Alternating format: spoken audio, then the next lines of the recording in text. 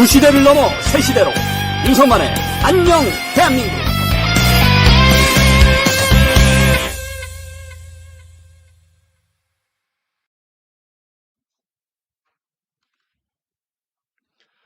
시청자 여러분 안녕하십니까?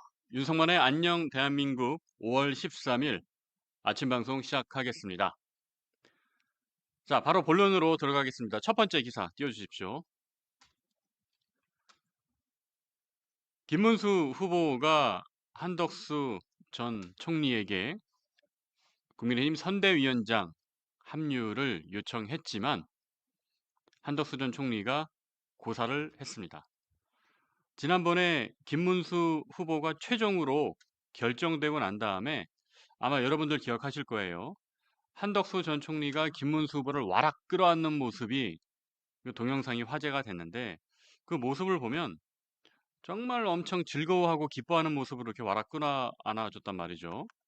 그럼 그것만 보면은 마치 김문수 후보의 캠프에서 뭐 중요한 역할이라도 맡을 것처럼 그렇게 보였습니다.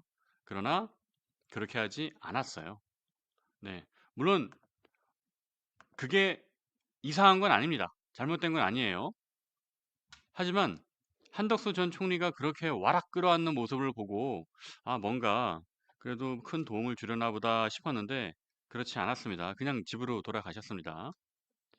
물론 과거에도 보면은 경쟁을 치열하게 벌였던 후보 사이에서는 선대위원장을 맡거나 그렇게 선거를 유세를 같이 다녀주기가 어려워요. 왜냐하면 홍준표 후보도 결선 투표를 하는 것을 반대하면서 그런 이야기를 했죠. 워낙 치열하게 경선을 치르다 보니까 그 당내 통합을 하는 게 쉽지 않다. 그래서 결선 투표를 도입한 이 국민의힘 경선을 문제 삼았었습니다. 하지만 친윤 지도부가 또 이 경선 룰을 기획한 것으로 알려진 조정훈 의원이 아마 그런 식으로 결선 룰을 넣은 것처럼 보도가 되곤 했습니다. 어쨌든 제가 이제 드리려는 말씀은 뭐냐면 자, 과거에도 박근혜 이명박 경선 때 이명박 후보가 최종으로 결정되고 나서 박근혜 후보가 이명박 후보의 유세를 다닌다거나 선거를 지원한다거나 뭐 공동선대위원장을 맡는다거나 그런 유례가 없었습니다. 그리고 3년 전 대선 때 3년 전이죠. 2022년 3월에 그 대선 결정이 났죠. 그때도 홍준표 후보가 윤석열 후보의 선대위원장을 맡지 않았습니다. 그러니까 이게 일종의 이제 관례처럼 된 겁니다. 그런데 제가 드리려는 말씀은 뭐냐 하면 자, 이번 국민의힘 경선에서도 경선이 끝나자마자 홍준표 후보는 미국으로 갔어요. 그죠? 그리고 한덕수 전 총리는 집으로 갔어요.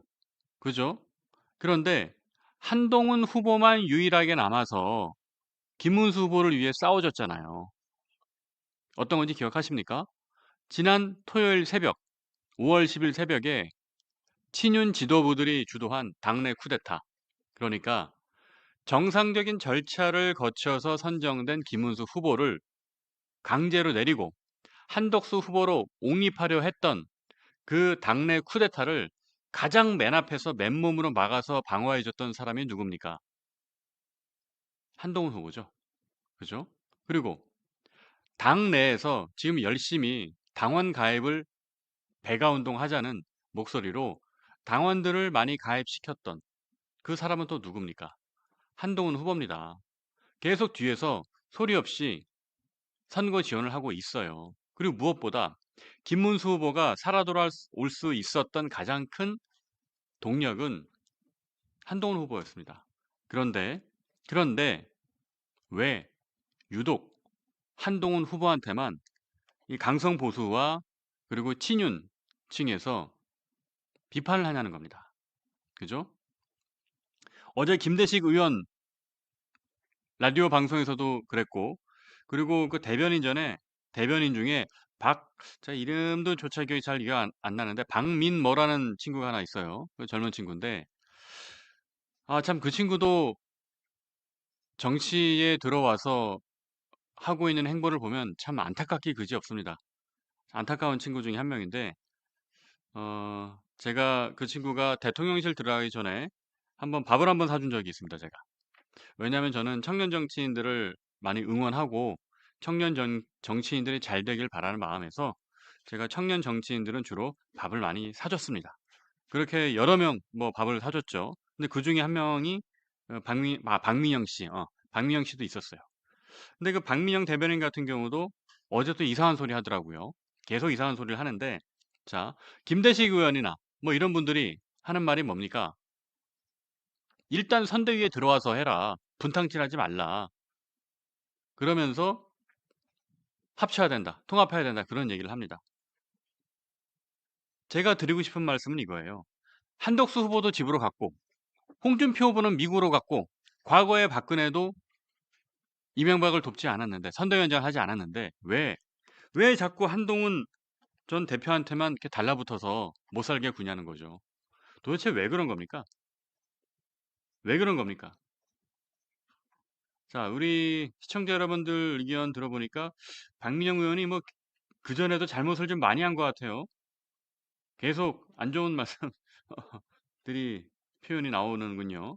어쨌든 왜 한동훈 전 대표한테만 그렇게 집착을 합니까? 사람들이. 제가 설명드렸잖아요. 한덕수 후보도 집으로 갔고 홍준표 후보는 미국으로 갔는데 왜 뒤에서 열심히 국민의힘을 돕고 있고 그리고 김문수 후보의 생환에 가장 결정적인 역할을 한 한동훈 후보만 못 잡아먹어서 안달입니까? 이해가 안 됩니다. 이 정도 되면 이거는 집착도 병입니다. 그렇게 안 했으면 좋겠고요. 그 전에 한동훈 전 대표가 얘기한 요구사항이 있지 않습니까? 그 세 가지 요구사항부터 진지하게 받아들이시기를 저는 한 번 더 요청을 드립니다. 그리고 김용태 비대위원장이 그걸 노력을 하겠다고 했으니까 어느 정도 되는지 한번 지켜보겠습니다. 네, 다음 기사 보겠습니다. 네, 다음 기사는 동아일보의 칼럼인데 장택동 논설위원회 횡설수설이라는 칼럼입니다. 제목은 두 번, 세 번 계엄, 이건 진짜 아니라는 생각이 들었다. 자, 이건 누구 얘기예요? 오상배 전 수방사령관의 부관 이야기입니다. 이분이 12일 날 그 공판에 재판에 나와서 증인으로 출석해서 그런 얘기를 했습니다. 진짜 아니라는 생각이 들었습니다. 이 말을 두 번이나 했어요. 자, 기사를 한번 읽어볼게요. 오상배 전 수방사령관 부관의 이야기입니다. 비상계엄 당시 윤 전 대통령이 이진우 전 수방사령관에게 전화로 이렇게 얘기를 했습니다. 총을 쏴서라도 문을 부수고 들어가라고 지시하는 걸 들었다. 대통령이 수방사령관에게 총을 쏴서라도 문을 부수고 들어가라 라는 지시를 했다. 증언한 거죠. 근데 윤석열 전 대통령 계속 뭐예요? 그런 얘기 한 적 없다고 발뺌했잖아요. 그러면 그 밑에 있는 군인들은 뭐 환청을 들은 겁니까? 아니면 그 복수의 다수의 군인들이 윤석열 전 대통령 한 명을 보내기 위해서 짬짬이해서 다 거짓말을 하는 겁니까? 저는 윤석열 전 대통령이 인간적으로 너무 비겁한 사람이라고 생각이 듭니다. 그래도 일국의 대통령까지 지냈으면 자기가 한 말에 대해서 자기가 한 행동에 대해서 책임은 질 줄 알아야죠. 이렇게 거짓말로 도망가고 부하들에게 뒤집어 씌우고 과연 사람에게 충성하지 않는다고 말했던 윤석열 전 대통령의 기계는 어디 간 겁니까? 그리고 오상배 전 수방사령관 부관은 또 이렇게 얘기합니다. 국회 계엄 해제 요구한 의결 뒤에도 윤 전 대통령이 이렇게 말했다는 거예요. 두 번, 세 번 계엄하면 된다. 두 번, 세 번 계엄하면 된다.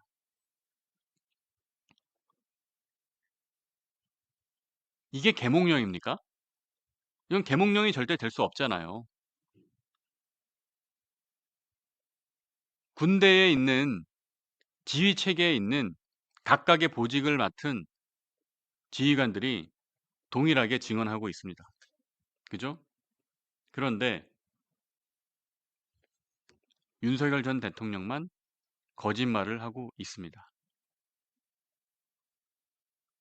저는 윤 전 대통령이 뭐 이미 대통령에서 파면됐으니까 정치적으로 책임은 본인이 진 게 아니라 강제적으로 지게 됐죠. 근데 형사재판에서도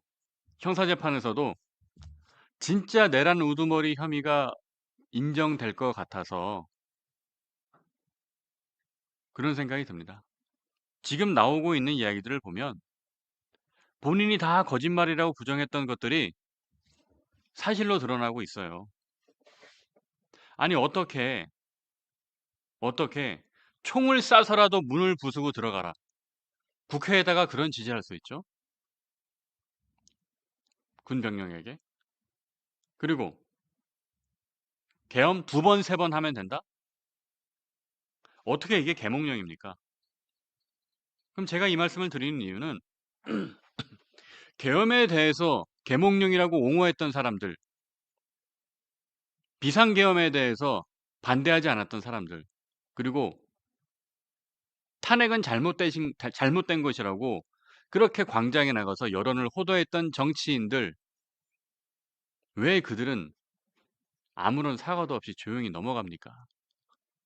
왜 그들은 여전히 기득권을 누리면서 계속 꿀을 빨고 있습니까? 왜 국민들만 힘들고 피해를 봐야 하며 왜 정말 재수없게 운이 좋지 않게 엮인 이 당시 군인들만 옷을 벗고 검찰 수사선상에 오르고 증인으로 불려나가며 힘들어해야 합니까? 윤석열이라는 그 한 사람 때문에. 또 윤석열을 옹호했던 권성동, 권영세 이런 친윤들. 역사에 큰 죄를 졌습니다. 자, 노랑머리님 사진 내리세요. 꼴 보기 싫어요. 죄송합니다. 사진을 오래 걸어놔서 자, 다음 기사로 넘어가겠습니다. 사진 빨리 내려주십시오. 자, 그래서 중앙일보 사설도 이것도 또 윤석열 사진이네요. 자, 빨리 설명을 넘어가겠습니다. 윤석열과 절연 없이 새 출발 어림없다. 그렇죠. 윤석열 전 대통령을 빨리 끊어내지 않으면 새 출발을 할 수 없다는 겁니다. 그죠? 그래서 김문수 후보가 어제 뭐 좀 약하게 사과를 하는 듯한 모습을 보였어요. 그러나 그걸로는 안 됩니다. 정말 진정 어린 사과를 해야 돼요. 그죠? 진정 어린 사과를 해야 되고 제가 어제 얘기했잖아요. 한 일주일 동안 삼보일보를 해도 모자랄 판국이다. 그 정도 해야 국민들이 용서를 해줄까 말까 합니다. 그리고 정말 저는 윤석열 전 대통령이 이 보수를 괴멸시키려고 한다는 생각을 지울 수가 없어요. 왜냐하면 그저께 윤석열 전 대통령이 그러니까 조용히 있어도 모자랄 판국에 입장문을 냈습니다. 그러면서 뭐라 그랬냐면 이 나라의 자유민주주의를 지키는 길에 여러분과 함께 하겠다. 이 여러분이 누구죠? 누구랑 함께 하겠다는 거죠? 친윤 세력과 함께 하겠다는 겁니까? 김문수 후보와 함께 하겠다는 겁니까? 그래 놓고선 김문수 후보가 어떤 일을 벌였는지 한번 볼게요. 다음 기사 보겠습니다. 자, 이번에는 한국일보 사설입니다. 그래 놓고선 한다는 일이 뭐냐? 권성동 선대위원장. 원내대표를 유임시키고 그것도 모자라서 선대위원장까지 시켰습니다. 박대출 사무총장이. 김문수 후보는 지금 조중동이 다 한 목소리를 내고 있어요. 윤석열과 절연해야 된다. 윤석열을 끊어내지 않고서는 미래로 갈 수가 없다. 지금 여론조사 보면 이재명 후보하고 김문수 후보하고 20%포인트 차이가 납니다. 20%포인트 차이면은 우리나라 전체 유권자로 보잖아요. 그러면 투표율에 따라 다르겠지만 한 4, 500만 명 됩니다. 아마 이번엔 투표율이 좀 낮을 것 같긴 해요. 투표율이 높으면 더 될 수 있고요. 투표율이 높으면 뭐 한 7-800명 7-800만 명 될 거고요. 엄청난 차이죠. 그리고 어쩌면 말이죠. 김문수 후보가 계속 지금처럼 똥볼 차면 이준석 후보가 더 올라올 수도 있어요. 이준석 후보 이번에 그 최근 며칠 동안 당원이 10,000명 늘었다고 하잖아요. 개혁신당은 당원 숫자가 적은데에도 불구하고. 그러니까 김문수 후보가 살 수 있는 길은 윤석열을 절원하고 친윤 지도부들 싹 다 갈아엎는 것밖에 방법이 없습니다. 그런데 권영세가 선대위원장이고 계속 뭐 신동욱 대변인은 뭐 대변인 단장인가 뭔가 맡았다죠. 이건 통합과 화합이 아닙니다. 문제를 덮는 거지. 이런 식으로 해서 어떻게 국민들에게 지지를 해달라고 요구할 수 있겠습니까? 그리고 어제 집회가 아니고 유세 현장, 선거 유세 현장 보니까 권성동 의원이 앞에서 막 얘기하고 있으니까 시민들이 야유를 보내더라고요. 그 현실을 김문수 후보는 좀 정확하게 직시를 해야 되는 거 아닙니까? 지금 사설에서도 그렇게 썼잖아요. 사설에서도. 권성동 선대위원장이 말이 되냐? 그죠? 말이 안 됩니다. 그리고 윤석열 전 대통령의 탄핵을 반대하고 그 용산 관저, 한남동 관저 앞에서 시위했던 친윤 의원들 다수가 선대위에 합류했습니다.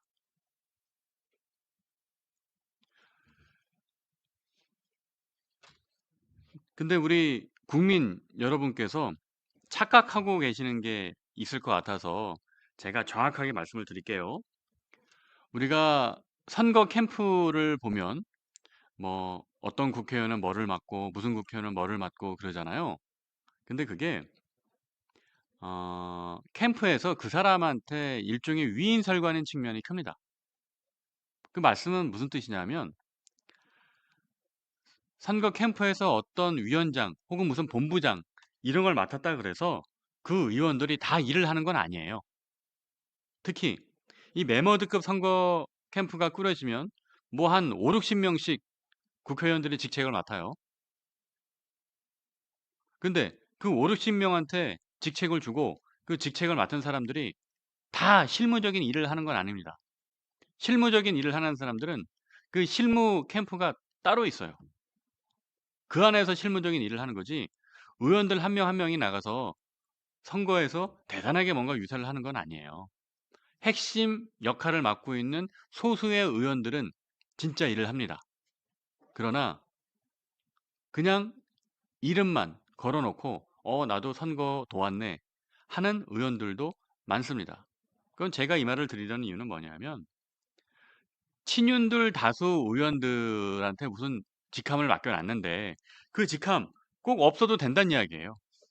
그러니까 친윤 의원들이 도와주지 않는다고 해서 이 캠프를 끌어나가는 게 불가능한 게 아니라는 거죠.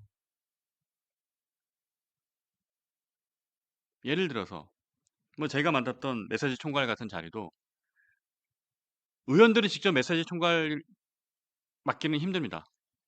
왜?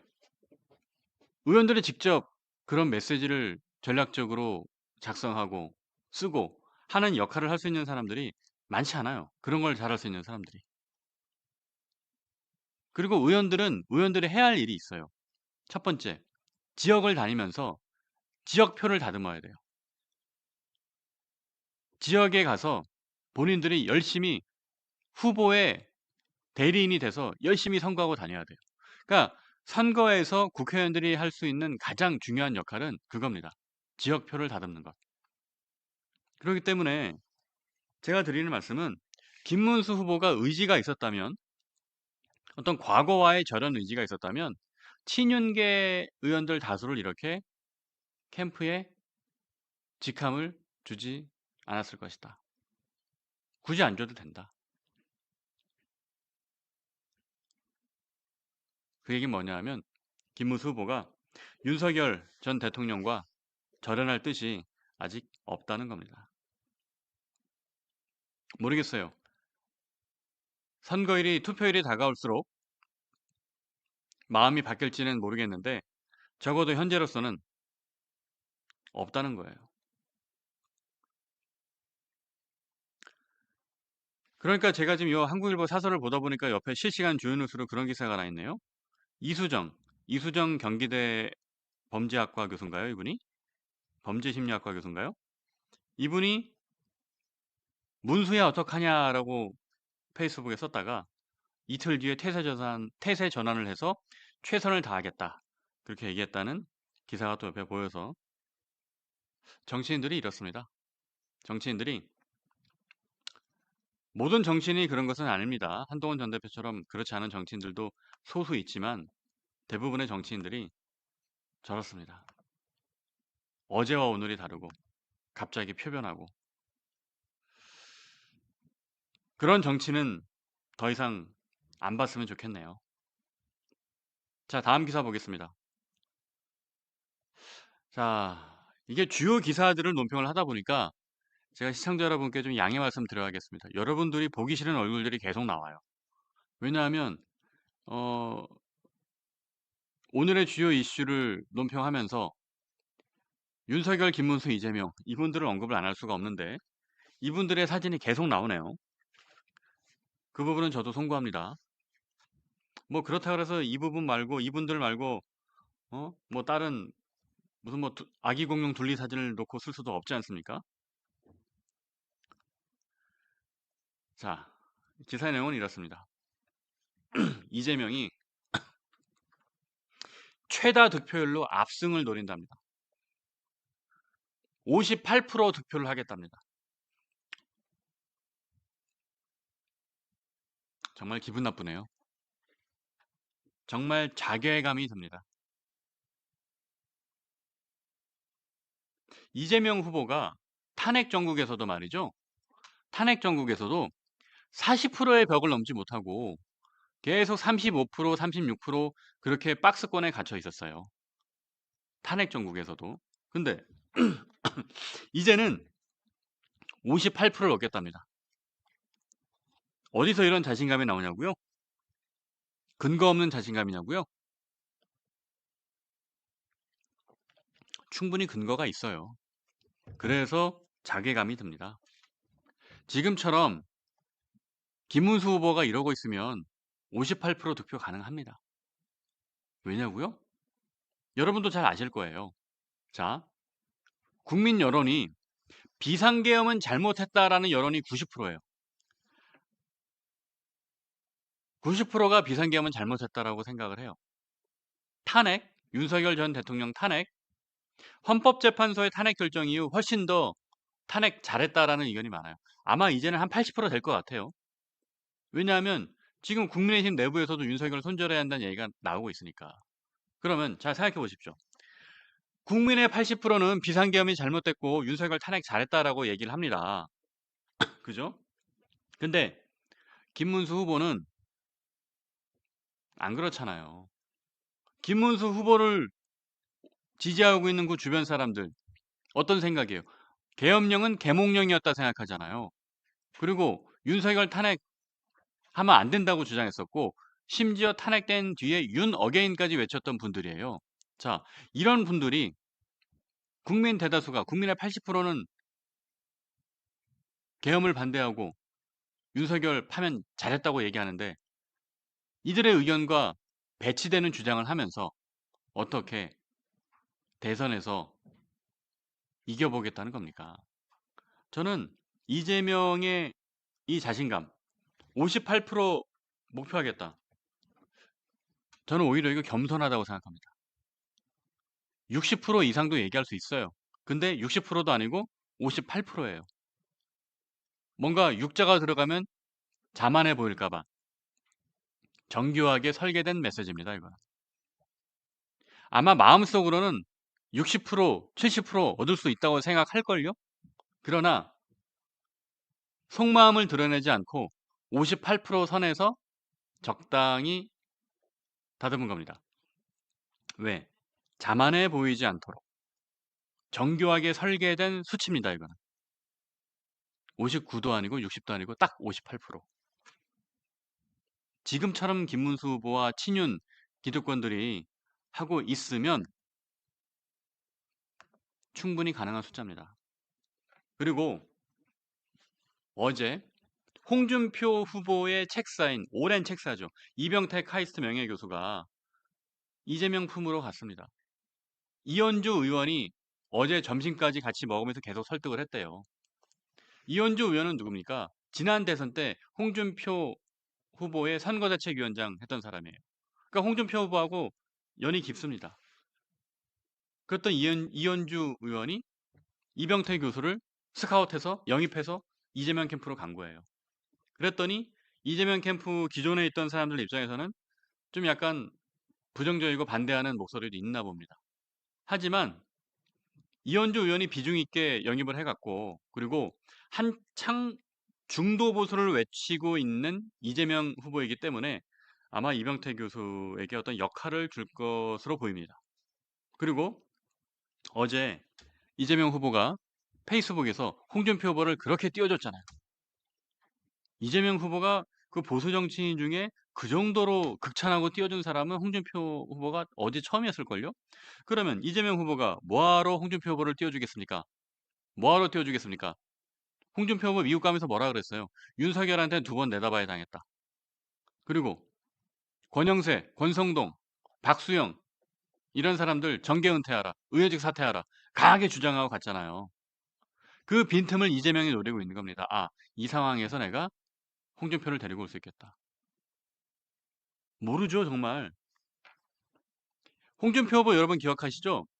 예전에 조국송 하셨던 분이고, 그리고 이번 선거에서도 민주당과도 연대할 수 있다 얘기했던 분이에요. 그러면 정말 뒤에서 이재명과 무슨 얘기가 있었을지도 모릅니다. 저는 이재명 대통령이 되는 세상을 정말 보고 싶지 않아요. 이재명 후보가 과거에 전과 사범이었다 그래서, 거짓말쟁이라 그래서 이재명 후보가 대통령이 되는 걸 반대하는 게 아니에요. 거짓말 할 수도 있고요. 뭐 음주운전 하면 안 되죠. 그리고 형수한테 욕해도 안 되죠. 근데 지나간 일이니까 과거의 어떤 자기 잘못에 대해서 참회하고 다시 태어나겠다. 새로운 모습을 보여주면 저는 그거는 오케이. 그런데 이재명 후보가 대통령이 되는 것을 반대하는 이유는 뭐냐면, 이재명 후보는 위험한 사람이기 때문에 그렇습니다.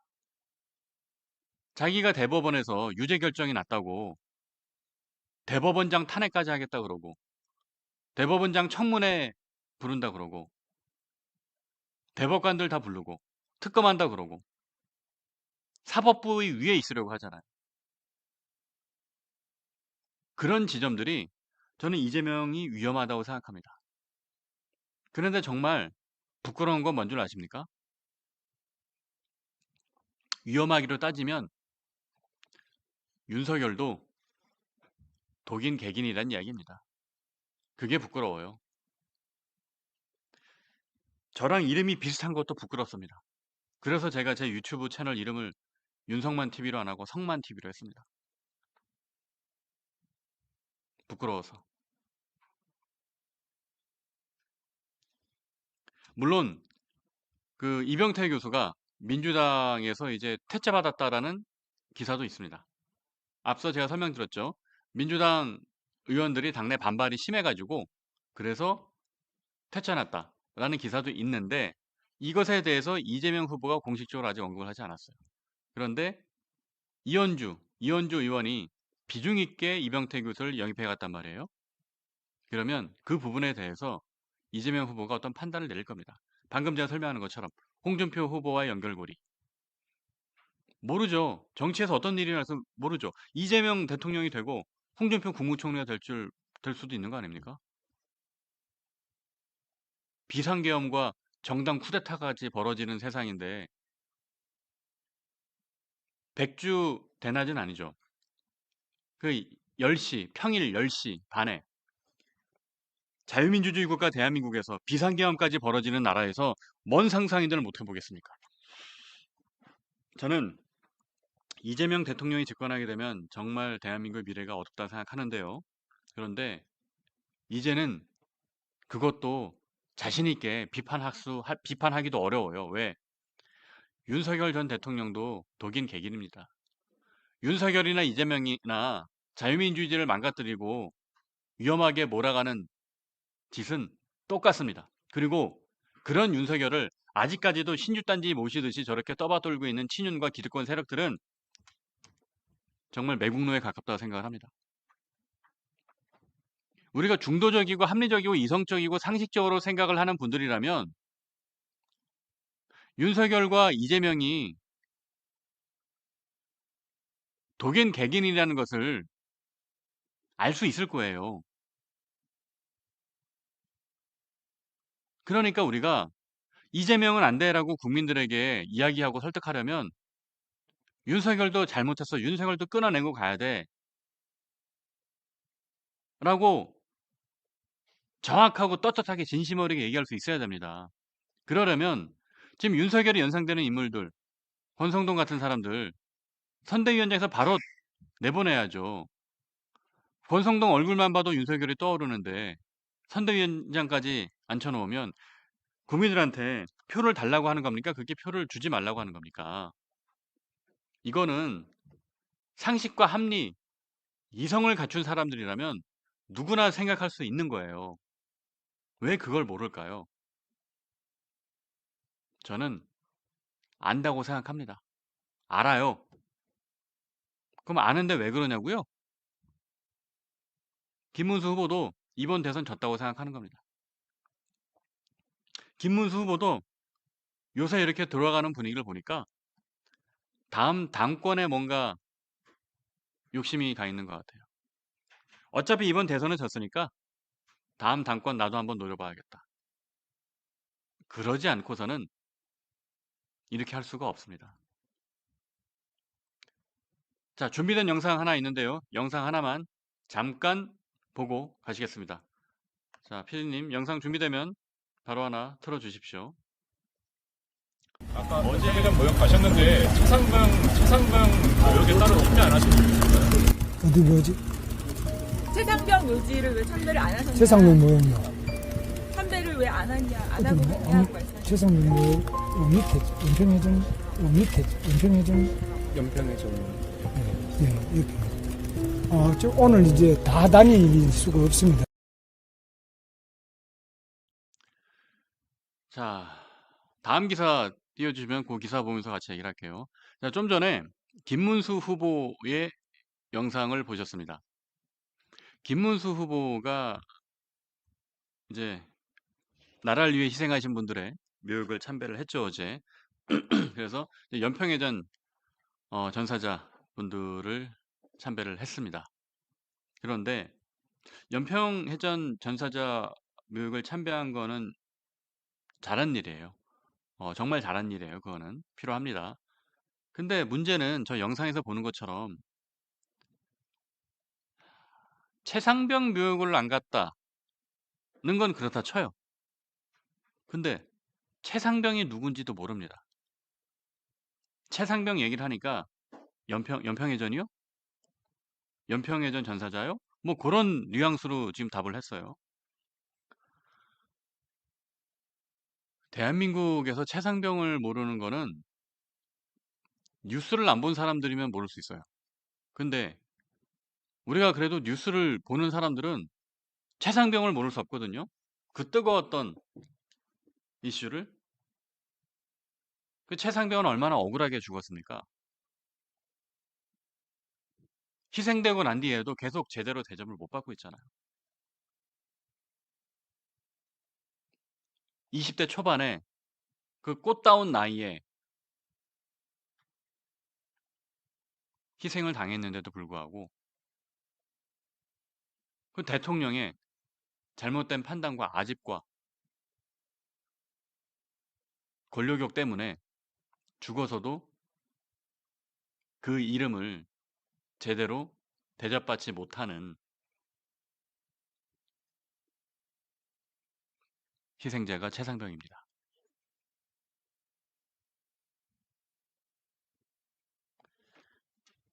김문수 후보가 남다른 국가관과 안보 의식과 철저한 애국심을 가지고 있다면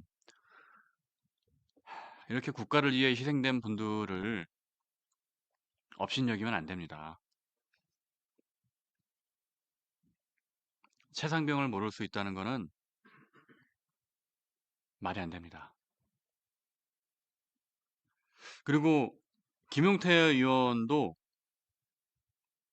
연평해전까지 묘역을 참배했으면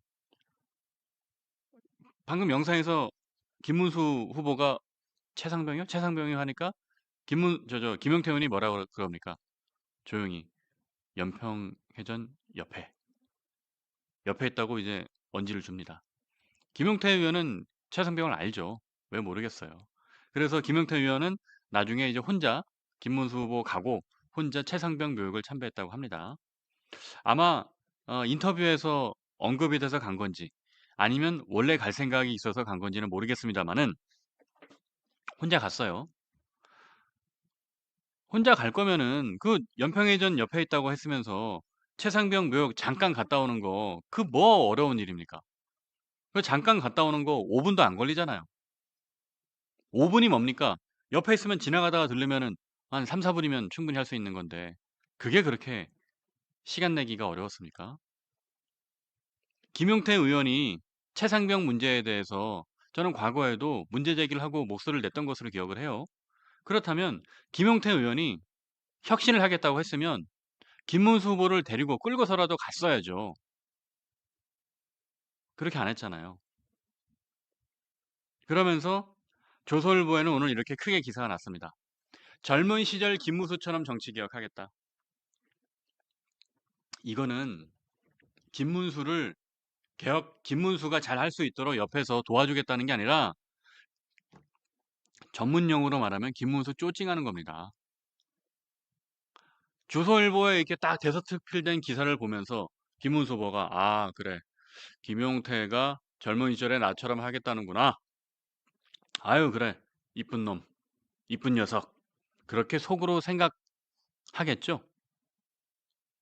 김용태 의원은 김문수를 변화시키려는 것이 아니고 김문수에게 잘 보이려는 것 같습니다.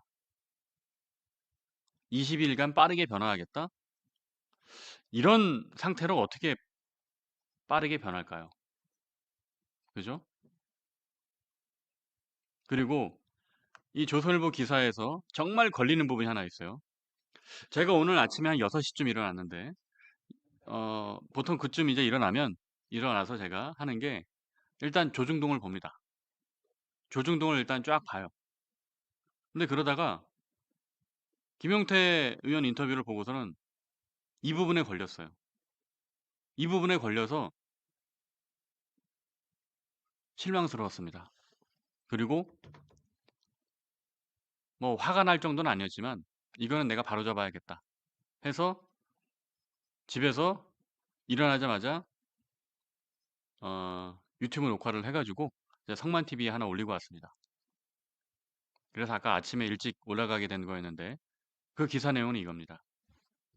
김용태 의원이 한동훈 전 대표에 대해서 뭐라고 얘기했냐면 여당 대표가 대통령의 계엄 선포를 몰랐다는 건 대통령실과 협치에 실패했다는 뜻이다. 한동훈 전 대표가 잘한 부분도 있지만 과오를 인정하는 용기가 필요하다. 여러분, 대통령과 협치를 못해서 계엄 선포하는 걸 몰랐다고요? 이게 무슨 논리입니까? 이 주장은 말이죠. 제가 정말 아무 생각도 안 하고 1초 만에 한 10가지 이유로 반박할 수 있어요. 가장 쉬운 것. 정진석 비서실장도 몰랐습니다. 한덕수 국무총리도 몰랐습니다.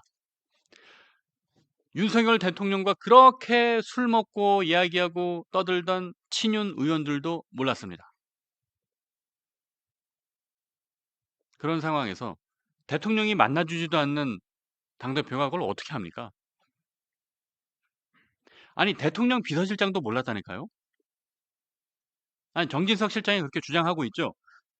실제 알았는데 몰랐다고 거짓말하는 건지 모르겠지만 만약에 실제 알았다고 하면 본인도 비상계엄 뭐 내란죄 이런 거에 처벌받을 가능성이 높아지고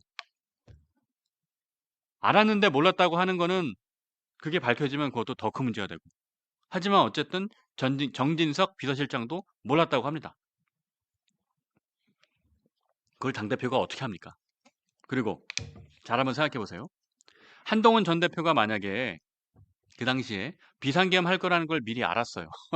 미리 알았으면 제가 너무 황당해서 헛웃음이 나오네요. 미리 알았으면 그 계엄이 선포됐을까요? 그 계엄이 선포됐겠냐고요. 한동훈 전 대표가 미리 알았으면.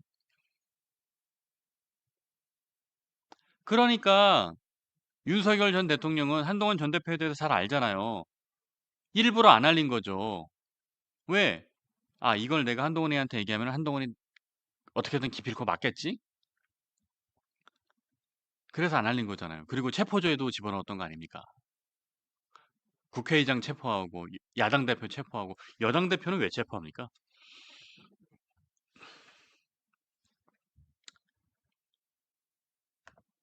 깝깝합니다. 저는 그래도 김용태 의원이 청년 정치인으로서 잘 성장하기를 바라는 그런 좋은 마음을 갖고 있습니다. 그래서 이 부분에 대해서 제 생각에는 김용태 의원이 실수한 것 같아요. 본인이 얘기했죠. 과오를 인정하는 용기가 필요하다. 이 부분은 김용태 의원이 실수했습니다. 바로 잡으십시오. 그래야 김용태 의원도 이제 나이 35밖에 안 됐잖아요. 앞으로 정치인으로서 미래가 있는 거 아닙니까? 윤상현 의원처럼 1년만 지나면 잊어버릴 거다? 그렇게 정치할 거 아니잖아요, 김용태 의원은.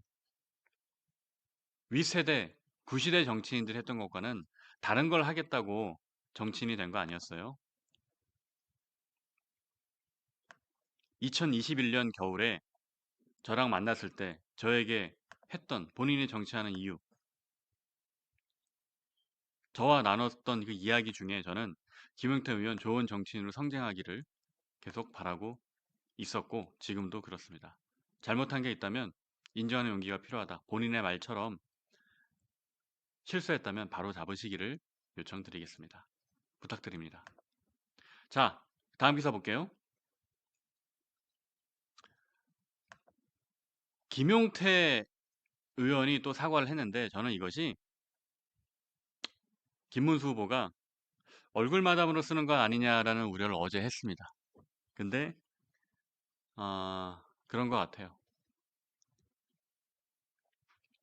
이준석 누르기, 향후 단일화 과정에서 또 김용태로 대표된 어떤 젊은 이미지를 가지고 청년표를 좀 모아가겠다는 이 정도까지 하겠습니다. 자, 윤석